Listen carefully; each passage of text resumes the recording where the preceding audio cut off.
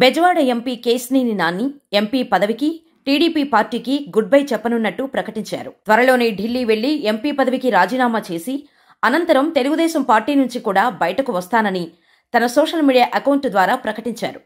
దానితో విజయవాడ రాజకీయాల్లో పెను సంచలనం చోటు చేసుకుంది. గత 3 రోజులుగా హాట్ టాపిక్గా కేశినేని నాని ఎపిసోడ్ నడుస్తూనే ఉంది. 2019 ఎన్నికల్లో ఎంపీగా గెలిచినప్పటి నుంచి పార్టీపై పలు సందర్భాల్లో తన అసంతృప్తిని బయటపెట్టిన కేశినేని నానిది ఎప్పుడూ ముక్కుసూటి వ్యవహారమే. అయితే గత కొన్ని రోజులుగా ఆయనకు విజయవాడ ఎంపీ సీటు మరోసారి దక్కదు అనే ప్రచారం ఊపందుకుంది. దానికి తగ్గట్టుగానే టీడీపీలో నానికి బదులుగా ఆయన సోదరుడు కేశినేని చిన్నికి ప్రాధాన్యత లభించడాన్ని నాని పలు సందర్భాల్లో విమర్శిస్తూ వచ్చారు. అయితే ఆదివారం తిరువూరులో చంద్రబాబు బహిరంగ సభ జరపనున్నారు. దానికి సంబంధించిన సన్నాహక సదస్సులో కేశినేని నాని ఫోటో లేకపోవడంతో నాని కేశినేని చిన్ని వర్గాల మధ్య కొట్లాట జరిగింది. దీనిలో బందోబస్తుకు వెళ్లిన పోలీసులకు కూడా దెబ్బలు తగిలాయి. వెంటనే రంగంలోకి దిగిన చంద్రబాబు తన రాయబారులుగా కొణికళ్ల నారాయణ లాంటి కీలక నేతల్ని నాని వద్దకు పంపించి తిరువురు సభకు దూరంగా ఉండమని చెప్పినట్టు నాని తెలిపారు. విజయవాడ ఎంపీ సీటు కూడా వచ్చే ఎన్నికల్లో తనకు ఇవ్వరని చెప్పినట్టు నాని ప్రకటించారు. ఇదే విషయమై నిన్న మాట్లాడుతూ పార్టీ అధ్యక్షుడి నిర్ణయానికి తాను విధేయుడుగా ఉంటానని అన్నారు. అయితే ఒకరోజు గడిచే లోపులోనే తాను పార్టీకి ఎంపీ పదవికి రాజీనామా చేయబోతున్నట్టు ప్రకటించి సంచలనం సృష్టించారు. ఈ ప్రకటనకు ముందు కేశినేని నాని తన వర్గీయులు, అభిమానులతో కీలక చర్చలు జరిపి వారి అభిప్రాయాలు తీసుకున్నారు. దీనితో నాని వ్యూహమేంటి, ఆయన రాజకీయ అడుగులు ఎటువైపు పడబోతున్నాయి అనే దానిపై రాజకీయ వర్గాల్లోనే కాకుండా విజయవాడ ప్రజల్లో సైతం తీవ్ర చర్చ జరుగుతోంది. అయితే కేశినేని నాని వ్యవహార శైలిపై మొదటి నుంచి టీడీపీ హైకమాండ్కు అసంతృప్తి కలిగిస్తూనే ఉంది. పార్టీ అధికారంలో ఉన్నప్పుడు ఆయన వ్యవహరించిన తీరు, చంద్రబాబు మాటలను కూడా పట్టించుకోకపోవడం వంటివి హైలైట్ అయ్యాయి.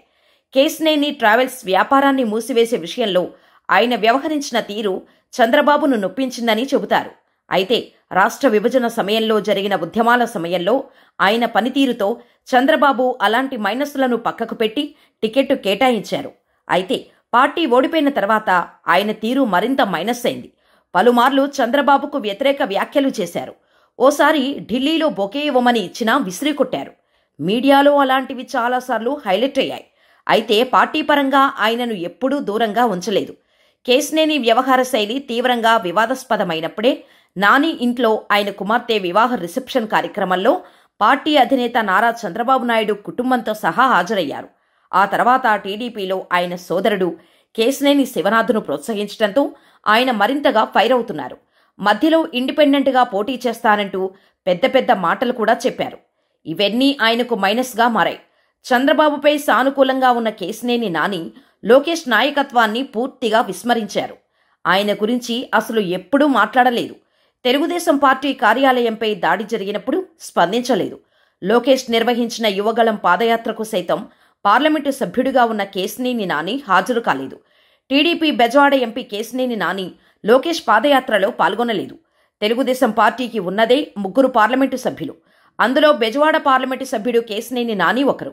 అయితే ఆయన వ్యవహార శైలి పార్టీకి మొదటి నుండి తలనొప్పిగానే మారింది. అయితే ఇప్పుడు ఏకంగా లోకేష్ నిర్వహించిన యువగళం పాదయాత్రకు కనీసం ముఖం కూడా చూపించలేదు. ఎన్టీఆర్ జిల్లా పరిధిలో జరిగిన లోకేష్ పాదయాత్రలో పార్లమెంటు సభ్యుడి హోదాలో ఉన్న కేశినేని నాని అసలు పాల్గొనకపోవడంపై టీడీపీలో విస్తృత చర్చ జరిగింది. కనీసం పలకరింపుగా కూడా ఆయన రాలేదు.